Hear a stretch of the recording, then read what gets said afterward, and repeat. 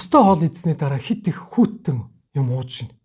За энэ сүүлд одоо энэ олон сурчлагаанууд гараад байна шүү дээ. Энэ тостой хоол идсэний дараа одоо газтай ундаа уух, кока-кола уугаад одоо хоолоо шингээгээрээ гэл одоо сурчлага хүртэл гараад байна. Энэ бол одоо шууд буруу гэж хэлмээр байна.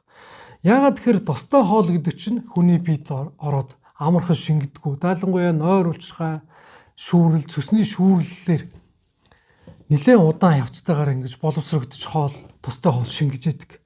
Тэгтэл тостой хоол идснийхаа дараараас нь газтай ундаа хүүтэй юм уучдаг. Тэгтэл нөгөө тостой хоол чинь ходууданд ороод юу болж өгнө гэхээр тосны зарцалт гэж юм үүсэж байгаа. Тэгээд дайлангуяа энэ залуучууд одоо энэ түргэн хоол идэж байна. KFC, Pizza Hut гэл одоо янз янзын түргэн хоолуудыг бас дийлэх идэж штэ. Тэгтэл энэтэй юу холж ууж өгнө гэхээр дандаа хүүтэн газтай ундаа эсвэл мөстэй газтай ундаач гэдэг юм уу. Эднэр чинь байнгын ингэж ууж явсаар байгаад ерөөсөө л хитэх залуугаараа нойр улчирхай зүсний ходоодны шархлаатай болохыг эхлэл тавьж байгаа. Одоо сүүлд бол одоо над дээр үзүүлж ирсэн хүмүүс дундаас хамгийн залуу нь гэхэд 19 настай зүсний чулуу үүссэн хүүхэд хүртэл байсан. Энэ чинь энэ буруу хоолтоос ч юм болж шүү гэдгийг бас анхаар хэрэгтэй гэж хэлмээр байна.